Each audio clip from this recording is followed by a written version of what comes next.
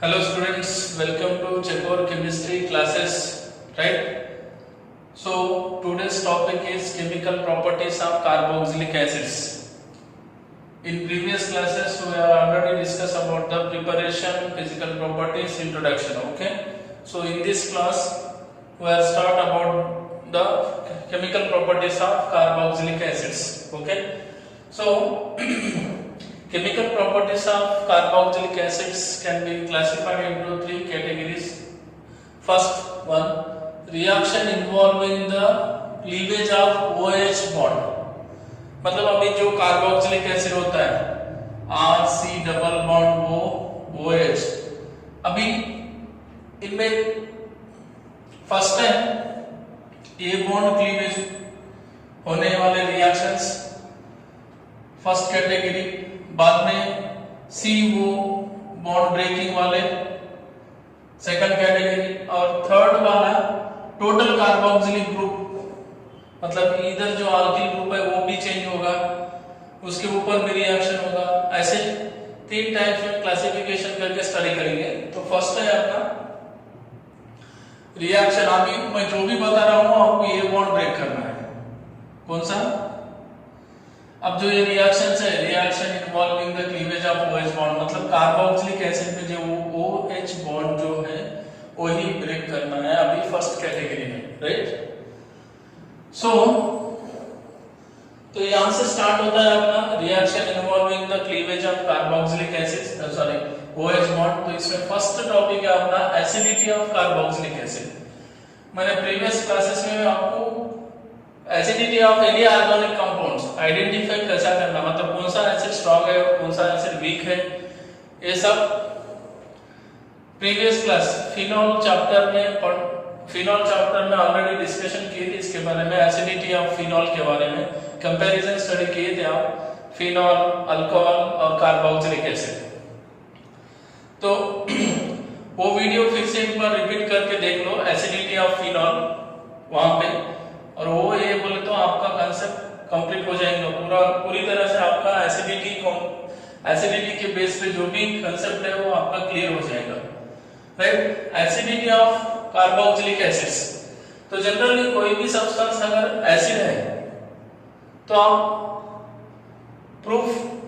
उसके प्रूफ्स देना जरूरी है कि साइंस में, केमिस्ट्री में अगर कोई सब्सटेंस एसिड है तो उसके प्रूफ्स, एविडेंस देना बहुत जरूरी होता है। तो अभी कार्बोक्सिलिक एसिड है, ऑलरेडी कार्बोक्सिलिक एसिड बोल रहे हैं, तो इसका नेचर ही एसिड है, इसलिए एसिड है वो, ठीक है। फिर से एसिड है, आप सबको पता है, मुझे भी पता है, सबको पता है एसिड है, बट आप एक एविडेंस देना होगा उसको कि कार्बोक्सिलिक एसिड क्यों है, किस वजह से एसिड है। तो फर्स्ट वाला है जनरली, देखो एक जनरल पॉइंट क्लियर कर देता हूं। एसिडिटी अगर आप देखते हो तो कार्बोक्सिलिक एसिड की एसिडिटी फिनॉल से ज्यादा है, फिनॉल की एसिडिटी अल्कोहल से ज्यादा है। ये तो मैंने ऑलरेडी पहले क्लास में आपको बता दिया था, फिर यहां पूरा सॉल्व कर देंगे। सो एविडेंस फर्स्ट, लिटमस पेपर। क्या होता है, कार्बोक्सिलिक एसिड क्या करते हैं, ब्लू लिटमस रेड में कन्वर्ट हो जाता है, इसलिए कार्बोक्सिलिक एसिड से, राइट? एक दूसरा evidence, reaction with highly electro positive element बोलो या फिर मेटल बोलो, metals like sodium, potassium, calcium, zinc etcetera, इस तरह। मतलब when carboxylic acid react with active metals like more electropositive metals like sodium, potassium, calcium, zinc, release hydrogen gas. Hydrogen gas को release करते हैं, दूसरा एविडेंस बता रहा हूं। पहला तो कॉमन है, जनरली कॉमनली आप सब यूज करते हो, litmus paper test. Blue litmus अगर रेड में कन्वर्ट होता है तो एसिड्स, तो कार्बोक्सिलिक एसिड ब्लू लिटमस को रेड में कन्वर्ट करते हैं, इसलिए वो एसिड्स है। दूसरा evidence reaction with electropositive metals carboxylic acids जैसे अल्कोहल और फिनॉल, सेम यहाँ पर अल्कोहल फिनॉल भी रिएक्ट करते हैं और हाइड्रोजन गैस रिलीज करते हैं। उसी तरह कार्बोक्सिलिक एसिड भी हाईली एक्टिव मेटल्स के साथ रिएक्ट होकर क्या रिलीज करता है, हाइड्रोजन गैस रिलीज करता है। फॉर एग्जांपल अगर आप COOH लेते हो, सोडियम मेटल के साथ रिएक्ट करते हो तो यहाँ पे 2 मोल्स लो, राइट, ये भी 2 मोल्स, इसकी वैलेंसी 1 है तो यहाँ से 2 hydrogen RCOO Na 2 moles plus H2 gas, right. अगर आप दूसरा मेटल यूज करते हो RCOOH प्लस जिंक यूज करते हो तो यहाँ पे जिंक की वैलेंसी 2 है तो 2 मोल्स लेना होगा आपको, तो यहाँ पे क्या होगा COO 2 times zinc attach plus hydrogen gas.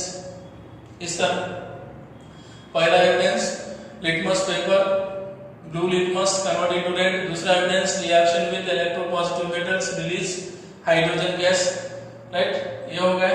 तीसरा एविडेंस रिएक्शन विद बेस, तो ये जो रिएक्शन है ये तीनों भी देते हैं, मतलब कार्बोक्सिलिक एसिड भी देता है, फिनॉल भी देते हैं और अल्कोहल भी देते हैं।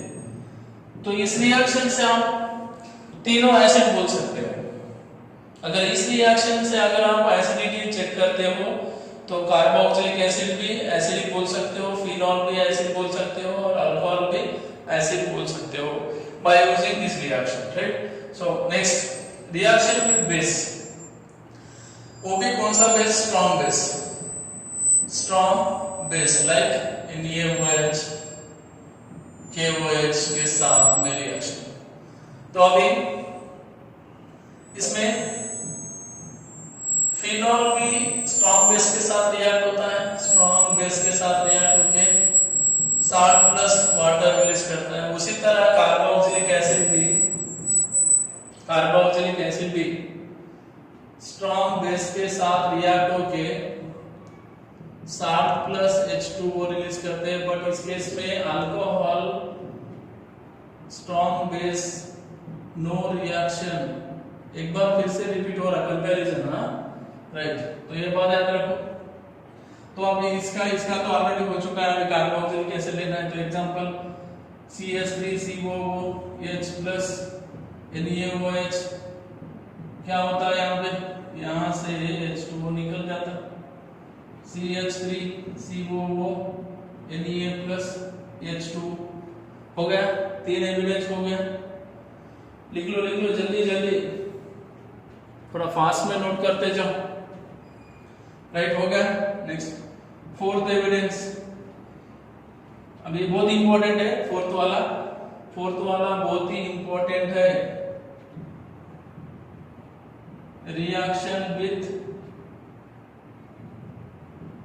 कार्बोनेट्स एंड बाइकार्बोनेट्स, मतलब सोडियम कार्बोनेट या फिर सोडियम बाइकार्बोनेट, कार्बोनेट्स और बाइकार्बोनेट के साथ ओनली कार्बोक्सिलिक एसिड्स रिएक्ट होते हैं,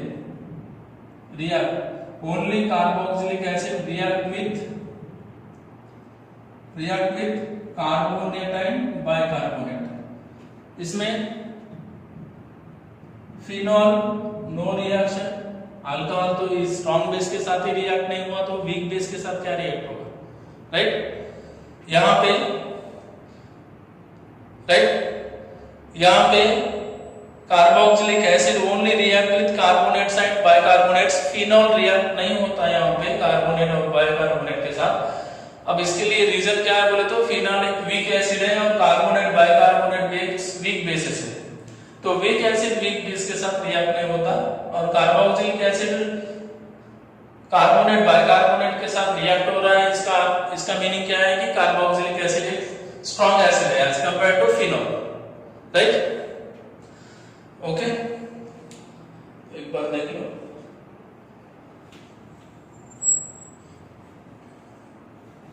तो देखो fourth reaction Na2CO3 and Na NaHCO3 carbonate bicarbonate के साथ रिएक्शन। अगर आप कार्बोक्सिलिक एसिड लेते हो प्लस Na2CO3 लेते हो तो यहाँ पे 2 सोडियम है तो यहाँ 2 मोल्स लेना होगा आपको, तो 2 मोल्स C डबल बॉन्ड वो Na लगा दो, प्लस यहाँ के 2 हाइड्रोजन और यहाँ एक ऑक्सीजन H2O, फिर बचा यहाँ पे CO2 गैस।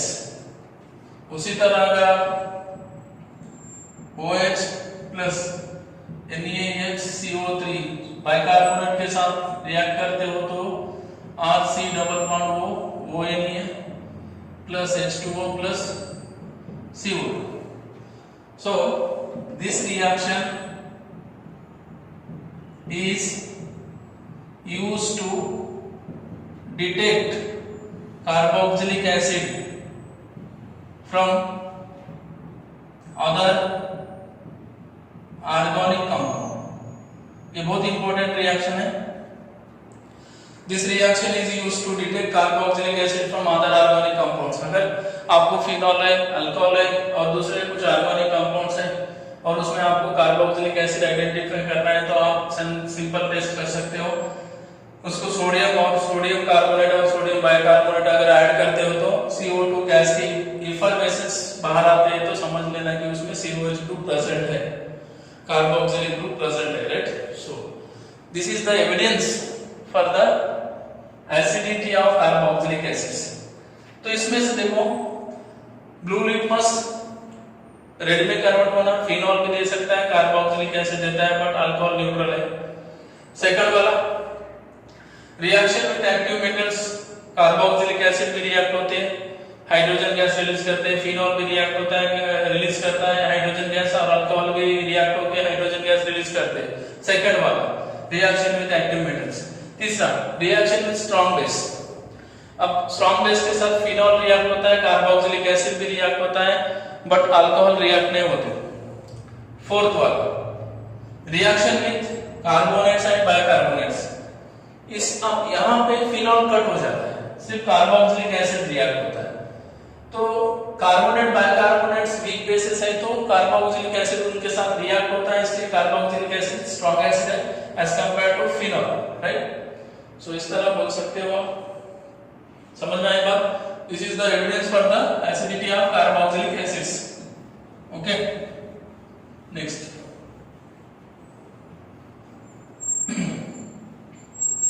ये हो गया।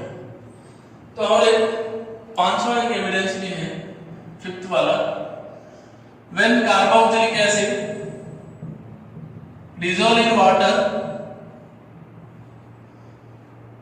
gives RCOO minus plus hydronium ion। Hydronium ion मतलब H प्लस भी लिख सकते हो। जब कार्बोक्सिलिक एसिड्स CA कार्बोक्सिलिक, अब यहां से बहुत इंपॉर्टेंट है, यहां से आपका शुरू हो रहा। Carboxylic when carboxylic acid dissolve in water gives carboxylate ion hydronium ion, right। इसको कॉन्जुगेट बेस भी बोलते हैं। आप क्या बोलते हैं इसको? Conjugate base of carboxylic acids. मतलब यहां से H प्लस रिलीज हो रहा है और ऑक्सीजन के ऊपर लोन पेयर है, तो ये यहां से जो रिलीज हो रहा है H प्लस, उस वाले H प्लस को वाटर में जो ऑक्सीजन है वो लोन पेयर उसको एक्सेप्ट करके हाइड्रोनियम आयन में कन्वर्ट हो रहा है और कार्बोक्सिलिक एसिड कार्बोक्सिलेट आयन में कन्वर्ट हो रहा है, राइट। तो यहाँ पे जो फॉर्म हुआ यहाँ पे, राइट, तो इसको ऐसा लिख सकते हो, यहाँ पे रेजोनेटिंग स्ट्रक्चर है इस तरह, ये जो फॉर्म हुआ है, राइट। तो इसका अब ये इधर ट्रांसफर हो सकता है और ये इधर भी आ सकता है। तो रेजोनेटिंग स्ट्रक्चर 1 और इसका रेजोनेंस फॉर्म O माइनस ये हो गया 2। तो इसको हम ये दोनों रेजोनेटिंग स्ट्रक्चर को एक फॉर्म में लिख सकते हो। आप बार बार लिखना जरूरी नहीं है, इसके ऊपर भी नेगेटिव चार्ज है और इस वाले ऑक्सीजन पे भी नेगेटिव चार्ज है ड्यू टू रेजोनेंस। तो आप इस तरह लिख सकते हो, राइट। सो अभी ये हो गया इसका फॉर्म, और बाजू में क्या रिलीज हो रहा है, H+, हाइड्रोनियम आयन या फिर H+ रिलीज तो हो रहा है ना, राइट। अब ये जितना स्टेबल होगा, ये जो कॉन्जुगेट आयन फॉर्म हुआ है कार्बोक्सिलेट आयन, अगर ये स्टेबल है तो ये H+ आयंस को वापस नहीं लेगा। यहाँ पे अच्छे से समझो, यही बहुत ही सबसे बढ़िया पॉइंट ये है। अभी अगर आफ्टर फायरिंग, मतलब जब carboxylic acid H+ ion release करते हैं और कार्बोक्सिलेट आयन में कन्वर्ट होते हैं, और वो कार्बोक्सिलेट आयन अगर स्टेबल होता है तो फिर से H+ आयंस एक्सेप्ट गेन नहीं कर सकता, राइट। और ये जब स्टेबल है तभी H+ आयंस सॉल्यूशन में H+ आयन का कंसंट्रेशन बढ़ते रहेगा, मतलब वापस नहीं आएंगे। तो सॉल्यूशन में H+ आयन कंसंट्रेशन इंक्रीज हो जाएगा। जब सॉल्यूशन में H+ आयन कंसंट्रेशन इंक्रीज हो रहा है बोले तो क्या है, एसिडिटी क्या हो रही है, इंक्रीज हो रही है।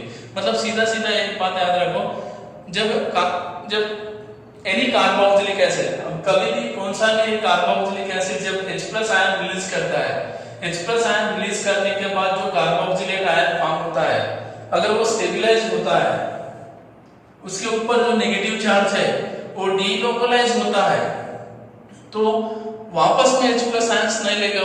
अगर ये लूज है, ये अनस्टेबल है, तो ये क्या करेगा, फिर से H+ आयंस ले लेगा वापस। समझ में आ रहा बात, राइट। तो इस तरह से आप एसिडिटी मेजरमेंट कर सकते हो, एसिडिटी को आप चेक कर सकते हो। तो अभी यहाँ पे जो है ये रिएक्शन जो है, इस रिएक्शन का इक्विलिब्रियम कांस्टेंट ऐसा लिख सकते हो, RCOO माइनस ये वाला product upon reactant H3O plus divided by इधर क्या है RCOOH और H2O। बट आपका क्या है इस रिएक्शन में, मतलब वाटर का कंसंट्रेशन कांस्टेंट है, तो फिर Ka is equal to K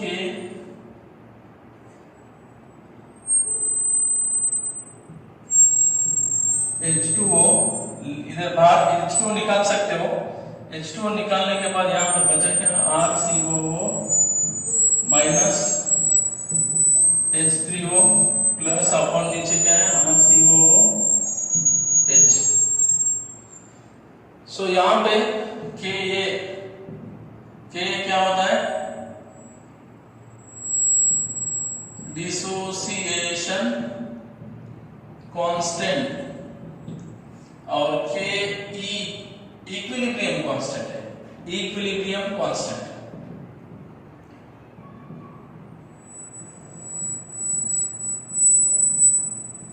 equilibrium constant बस थोड़ा सा समझो, कुछ नहीं। यहाँ पे जब एसिड अपना H+ रिलीज करता है तो कार्बोक्सिलेट आयन और हाइड्रोनियम आयन में कन्वर्ट होता है, या फिर H+ आयन में कन्वर्ट होता है, ऐसा समझो।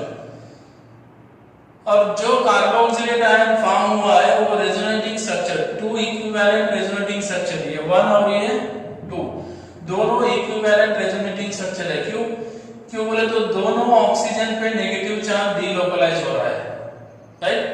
तो इसको आप डायरेक्टली इस फॉर्म में लिख सकते हो, और इस फॉर्म में लिखने के बाद वो जो कार्बोक्सिलेट आयन है, ये जितना स्टेबल होगा उतना उसकी एसिडिटी इंक्रीज होगी। स्टेबल द, ऐसा बोल सकते हो आप, stable the carboxylate ion greater is the acidity. मतलब जितना कॉन्जुगेट बेस या फिर कार्बोक्सिलेट आयन जितना स्टेबल होगा उतनी उसकी एसिडिटी इंक्रीज होगी। तो for given reaction equilibrium constant ऐसा लिख सकते हो आप, product concentration upon reactant concentration. फिर यहाँ पे वाटर का कंसंट्रेशन कांस्टेंट है, तो इसको यहाँ से H2O निकाल दिए तो फिर क्या बचा, ये वाला। तो अब इसका मीनिंग क्या है, K is directly proportional to H plus ions, मतलब Ka is directly proportional to H plus ions। ये वाला ये Ka इसके डायरेक्टली प्रोपोर्शनल में है, मतलब जितना ज्यादा H plus ions रिलीज होंगे उतना Ka वैल्यू इंक्रीज होगा। अब Ka वैल्यू क्या है सर बोले तो इट इज एक्सपेरिमेंटल वैल्यूज है। हर एक एसिड के Ka और Pk वैल्यू होते हैं, Ka और Pk, मतलब ऑर्गेनिक कंपाउंड के एसिडिटी को आप Ka और pKa में रिप्रेजेंट करते हो। Ka मींस डिसोसिएशन कांस्टेंट और pKa मींस pKa बोले तो माइनस लॉग ऑफ Ka, इसका opposite. pKa means minus log of Ka, इसका अपोजिट Ka, मतलब यहाँ पे Ka वैल्यू इंक्रीज होता है तो H प्लस आयन का मतलब सॉल्यूशन में H प्लस आयन कॉन्सेंट्रेशन भी क्या होता है, इंक्रीज होता है, तो एसिडिटी क्या होती है, इंक्रीज होती है। राइट, अभी बताऊंगा इसका। इतना समझ में आ गया? राइट,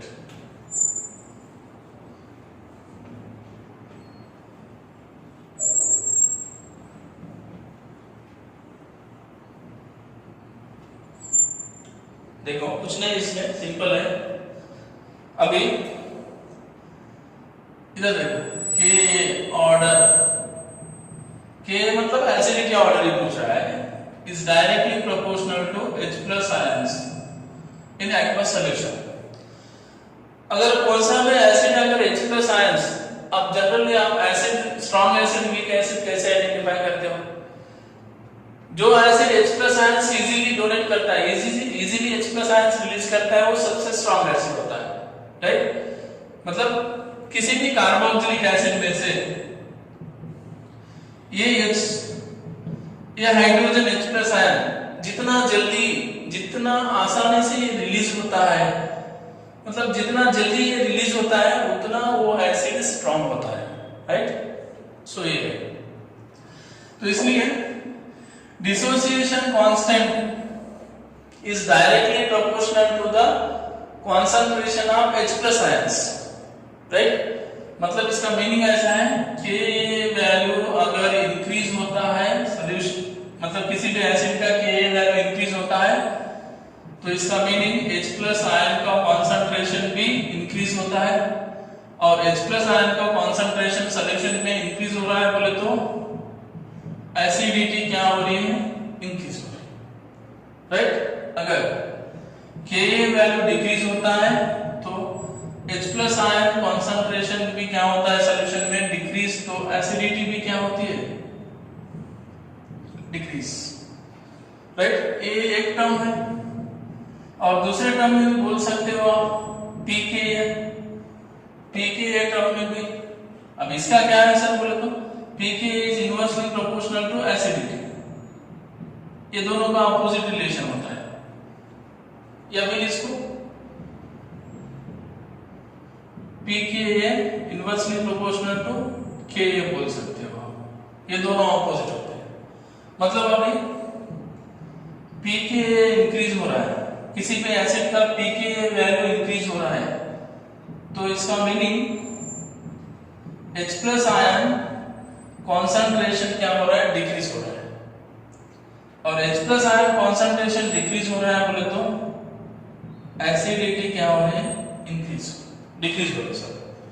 अगर pKa वैल्यू डिक्रीज हो रहा है तो H प्लस आयन कॉन्सेंट्रेशन क्या होगा, इंक्रीज होगा, और एसिडिटी क्या होगी, इंक्रीज होगी। मतलब कभी कभी आपको एग्जाम में pKa के वैल्यू देके कौन सा एसिड स्ट्रॉन्ग है ऐसा पूछ सकता है, तो आपको pKa के बारे में मालूम होना है, इसलिए मैंने बताया यहाँ पे, कुछ नहीं लिखा। मतलब ऐसे एक दो चार एसिड देंगे आपको, इस तरह COOH दिया, CH3COOH, और ऐसा बेंजोइक एसिड इस तरह, और इसके बाजू में क्या देगा, Ka वैल्यू या फिर pKa वैल्यू दे देंगे ऐसा, और पूछेगा आपको कौन सा एसिड ज्यादा है, तो आपको मालूम होना Ka वैल्यू जिसका ज्यादा है उसका एसिडिटी ज्यादा है, और pKa वैल्यू जिसका ज्यादा है उसकी एसिडिटी कम है, अपोजिट है। राइट, सो ये बात याद रखना। समझ में आ गई बात? राइट? तो अभी एक जनरल पॉइंट बहुत इंपॉर्टेंट है, मतलब किसी भी एसिड का, मतलब किसी भी एसिड की एसिडिटी किसमें रिप्रेजेंट करते हैं? मोर कार्बोनेट के लिए pK। अगर स्ट्रॉन्ग एसिड के लिए pK value less than, pK value जो होता है वो less than 1, less than 1,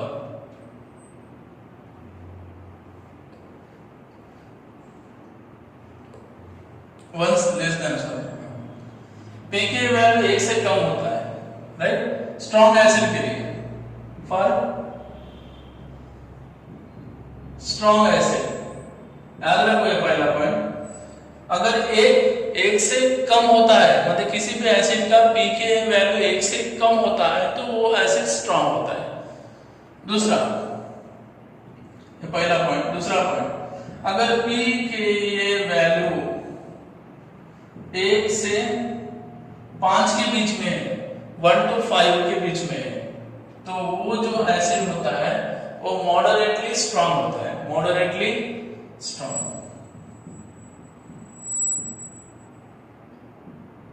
moderately strong होता है, मतलब ज्यादा स्ट्रॉन्ग भी नहीं और ज्यादा वीक भी नहीं, इस तरह। अगर वीक pK वैल्यू अगर 5 से 15 के बीच में होता है, 5 to 15 के बीच में होता है तो वीक एसिड होता है। और fourth, pK value greater than 15 होता है, pK वैल्यू 15 से ज्यादा होती है तो वो एसिड जो होती है वेरी वीक होती है, वेरी वीक, राइट? ये समझ में जनरल पॉइंट है, मैंने कुछ नहीं बताया अभी, जस्ट आपको K pK के बारे में बताया। और pK वैल्यू स्ट्रॉन्ग एसिड की कितनी होनी चाहिए, मॉडरेट स्ट्रॉन्ग एसिड की कितनी होनी चाहिए, और वीक एसिड की, और सबसे वीक एसिड की pK वैल्यू का रेंज बताया मैंने, राइट? तो अगर pK वैल्यू 1 से कम होती है तो स्ट्रॉन्ग एसिड, pK वैल्यू 1 से 1 कम 5 के बीच में होता है किसी भी एसिड का तो वो मॉडरेटली स्ट्रॉन्ग होता है, और pK वैल्यू 5 से 15 के बीच में होती है तो वो वीक एसिड कंसीडर कर सकते हैं। अगर pK वैल्यू 15 से ज्यादा होती है तो वो वेरी वीक, सबसे वीक एसिड बोल सकते हैं उसको, राइट? ओके, ये हो गया। और एक पॉइंट याद रखो, यहाँ पे बहुत इंपॉर्टेंट है, अभी pK के और ये रेंज हो गया है, तो मिनरल एसिड्स कभी भी कार्बोक्सिलिक एसिड से स्ट्रॉन्ग होते हैं। मिनरल एसिड्स जो होते हैं ना, मिनरल एसिड की एसिडिटी मिनरल एसिड की एसिडिटी कार्बोक्सिलिक एसिड से ज्यादा होती है। मिनरल एसिड बोले तो मिनरल एसिड मींस क्या है? विदाउट कार्बन वाले एसिड, HCl, H2SO4, HNO3 ये वाले। और कार्बोक्सिलिक एसिड बोले तो फॉर्मिक एसिड, एसिटिक एसिड, ये ऑर्गेनिक एसिड्स, राइट? ओके, ये हो गया आपका general information about the acidity of carboxylic acids, right?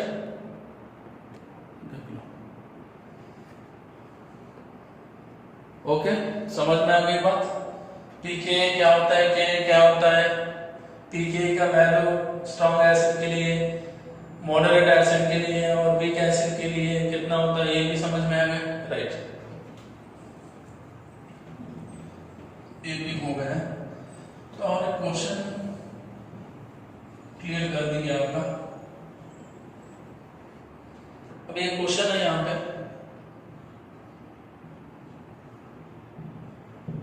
carboxylic acids are stronger acids than phenol।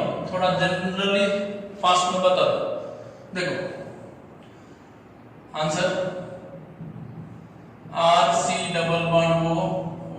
Carboxylic acid है और फिनॉल है OH। समझो अगर यहाँ से H प्लस निकल गया तो क्या हुआ, RC double bond O minus O, यहाँ से भी माइनस H प्लस, कोई भी सब्सटेंस H प्लस रिलीज करने के बाद ही उसके आयन में कन्वर्ट होता है, तो यहाँ पर भी O minus phenoxide ion convert हो गया, फिनॉक्साइड आयन कार्बोक्सिलिक आयन। अभी आपको देखना है ये भी आयन है और ये भी आयन है, मतलब फिनॉक्साइड आयन है, ये फिनॉक्साइड आयन, ये कार्बोक्सिलेट आयन,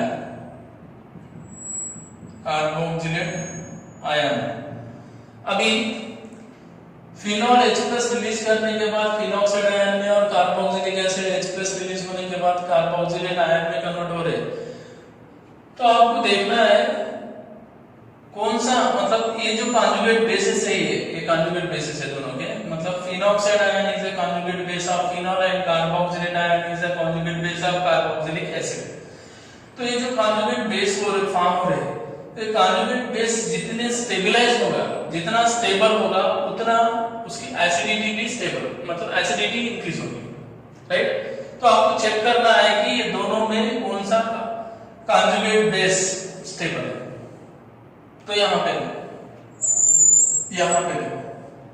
अगर ये लेते हो RC double bond O minus, ये पहला रेजोनेटिंग है तो इसका रेजोनेटिंग फॉर्म इधर आ गया ऐसा, तो दूसरा रेजोनेट आ रहा है इसका O माइनस डबल बॉन्ड, ये हो गया इसका। यहाँ पे देखो अगर इसका रेजोनेटिंग स्ट्रक्चर लिखते हो ये पहला हो गया, लिख लो जान लो O माइनस, अगर ये इधर आया तो इधर जाएंगे इलेक्ट्रॉन्स, तो इस तरह डबल बॉन्ड हो, यहाँ पे माइनस, फिर और ये इधर, ये यहाँ पे,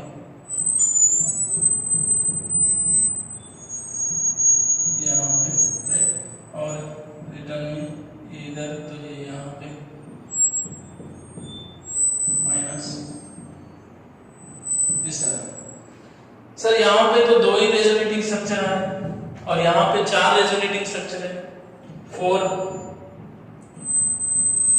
रेजोनेंस स्ट्रक्चर है, यहाँ पे 2 ही है, 2 रेजोनेंस स्ट्रक्चर है। तो फिर जितने ज्यादा रेजोनेटिंग स्ट्रक्चर्स उतनी ज्यादा उसकी स्टेबिलिटी और वो स्ट्रॉन्गेस्ट है। ये रूल यहाँ पे अप्लाई नहीं होता, मतलब यहाँ पे फिनॉक्साइड आयन के रेजोनेटिंग स्ट्रक्चर 4 है और यहाँ पे कार्बोक्सिलिक आयन के रेजोनेटिंग स्ट्रक्चर 2 ही है। तो जितने ज्यादा रेजोनेटिंग स्ट्रक्चर उतनी उसकी स्टेबिलिटी ज्यादा होती है, पर यहाँ पे ऐसा नहीं बोला, यहाँ पे रेजोनेटिंग स्ट्रक्चर तो 4 है बट इनका कंट्रीब्यूशन कितना है, उसमें स्टेबिलिटी में कंट्रीब्यूशन कितना है, तो इनके कंपैरिजन में इनका कंट्रीब्यूशन स्टेबिलिटी में कम है, कॉन्जुगेट आयन को स्टेबलाइज करने में इनका कंट्रीब्यूशन कम है और इनका कंट्रीब्यूशन ज्यादा है। और रीजन एक है, देखो कार्बोक्सिलेट आयन में negative charge, in carboxylate ion negative charge delocalize only on oxygen atom, ये रीजन है सबसे बढ़िया। In carboxylate ion negative charge is delocalize only on oxygen atom, but in phenoxide ion negative charge is delocalized on carbon atom, carbon के ऊपर भी negative charge है। देखो benzene में जो कार्बन है उसके ऊपर भी नेगेटिव चार्ज है। अगर नेगेटिव चार्ज कार्बन पे डीलोकलाइज होता है तो अनस्टेबल होता है, मतलब carboxylate ion have equivalent resonating structures और phenoxide ion has non equivalent, मतलब यहाँ पे इक्विवेलेंट स्ट्रक्चर ही यहाँ पे दोनों सेम है, मतलब एक ही आइटम पे नेगेटिव चार्ज डीलोकलाइज हो रहा है, यहाँ पे कार्बन पे नेगेटिव चार्ज।